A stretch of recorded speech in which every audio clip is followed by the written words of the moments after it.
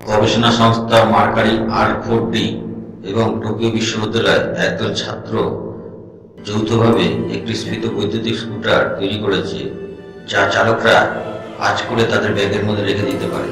পৈমো নামে পরিচিত, যা বহনযোগ্য।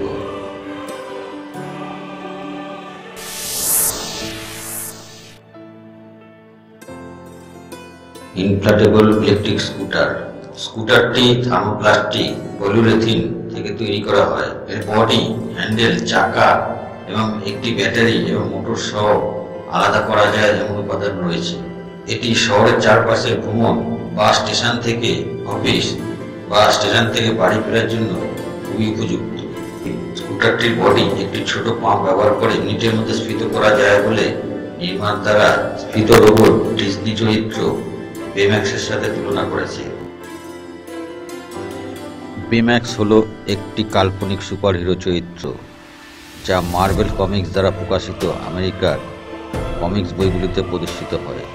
মূলত একটি হাইড্রোচালিত রোবট সিনথফর্মার হিসেবে ডিজাইন করা হয়েছিল, যা হিরোর ব্যক্তিগত দেহরক্ষী, বাটলার এবং চাউফার হিসেবে কাজ করার জন্য প্রোগ্রাম করা হয়েছিল।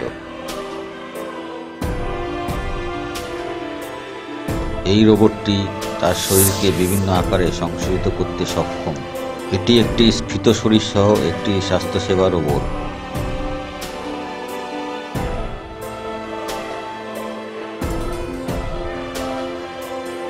হাঁটতে, আশেপাশে বস্তুর সাথে ধাক্কা খেতে, গতিশীলতা শিখতে এবং মানুষের সাথে শারীরিকভাবে যোগাযোগ করতে সক্ষম।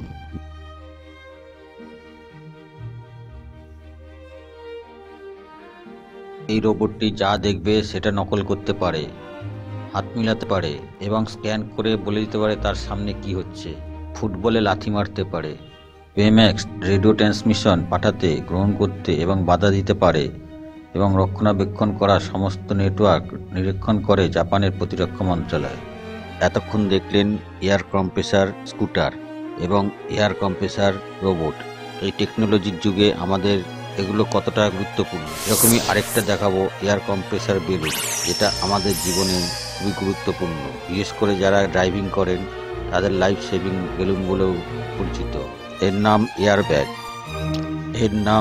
ব্যাগ। হলেও এখানে বাতাসকে কোনো কাজে লাগানো হয় না। এখানে যেটা করা হয়, সোডিয়াম অ্যাজাইড নামে একটি কেমিক্যাল, যেটা পাউডারের মতো দেখতে। সোডিয়াম অ্যাজাইড যদি 300 ডিগ্রি টেম্পারেচারের মধ্যে আসে বা তার চেয়ে বেশি টেম্পারেচারে আসে, সঙ্গে সঙ্গে সেটা বাষ্পীভূত হয়ে যায় এবং বিশাল গ্যাসের সৃষ্টি হয়। মাত্র 50 গ্রাম সোডিয়াম অ্যাজাইড থেকে প্রায় 70 লিটার নাইট্রোজেন গ্যাস তৈরি হয়। একটি সিনথেটিক কাপড়ের বেলুন থাকে, সেই বেলুনটা নাইট্রোজেন গ্যাসের চাপে ফুলে যায় এবং দুর্ঘটনার হাত থেকে ড্রাইভারকে বাঁচায়।